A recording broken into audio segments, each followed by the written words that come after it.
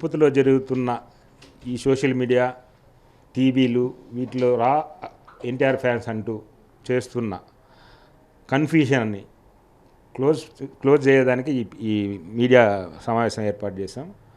ముఖ్యంగా చెప్పాలంటే ఎన్టీఆర్ ఫ్యాన్స్ అనేది మెయిన్ ఎన్టీఆర్ కానీ ఎన్టీఆర్ అభిమాన సంఘాలకు కానీ సంబంధం లేదు. కేవలం వాళ్ళ సొంత ఎజెండా ఏదో పెట్టుకొని ఏదో చేస్తున్నారని ఇప్పుడు మాకు అర్థమవుతుంది. మేము 4 రోజులుగా చూసాము.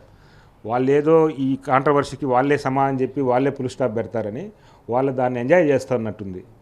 ఎన్టీఆర్ దీనికి భంగం కలుగుతా అంటే వీళ్ళకి ఎంజాయ్ చేస్తున్నట్టుంది. దానికైనా మేము ప్రెస్ మీట్ పెట్టదలుచుకున్నాం. కాబట్టి వాళ్ళకి ఎన్టీఆర్ గారికి కానీ మాకు కానీ, అంటే మేమంటే నందమూరి ఫ్యాన్స్, ఎన్టీఆర్ ఫ్యాన్స్, మాకు ఎటువంటి సంబంధం లేదు వాళ్ళతో.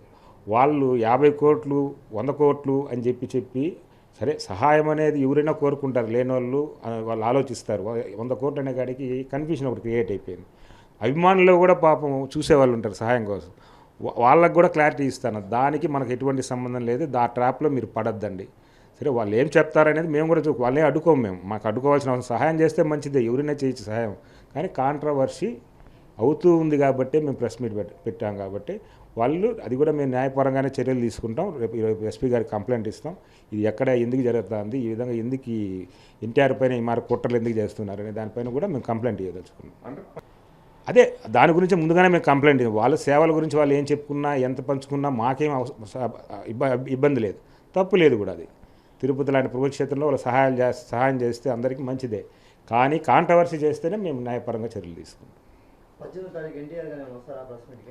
ఎన్టీఆర్కి అయితే మాకే తెలియదంటే ఎన్టీఆర్కి ఆడ వస్తాడు. అదే దానికోసమే నేను చెప్పడం క్లారిటీగా, ఎన్టీఆర్ గారికి సంబంధం లేదు. ఎన్టీఆర్ గారు ఈ న్యూస్ అంతా ఫేక్. వాళ్ళ పర్సనల్ ఎజెండా ఏదైనా ఉంటే వాళ్ళు ప్రెస్ మీట్ చెప్పుకొని పోతారేమో నాకు తెలియదు. కానీ ఎన్టీఆర్ వచ్చేది, ఎన్టీఆర్ అభిమానులు కూడా ఒకటే, ఎవరు ఇక్కడికి రావద్దండి, ఎన్టీఆర్ గారు రావట్లేదు, అవన్నీ ఫేక్ న్యూస్లు నమ్మద్దండి.